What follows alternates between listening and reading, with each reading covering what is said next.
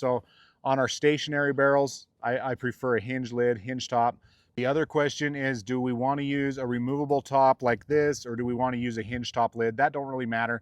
On a feeder barrel or a roller barrel, I really, just a removable top is fine because you've got that room to be able to just stand the barrel up, pop the lid off, and dump it full of bait. The reason we don't like the removable lid on a stationary barrel that is fixed to the tree is just, especially on a side hill, is for the fact that when we loosen that barrel, we got to fight that ring, and sometimes those barrels will get a little bit tweaked, especially from sucking them up to the tree, that it gets hard to get those lids on.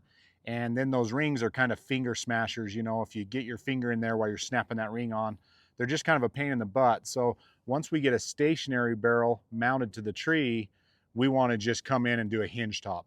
That way we can just flip that lid and we can dump that in. So on our stationary barrels, I prefer a hinge lid, hinge top.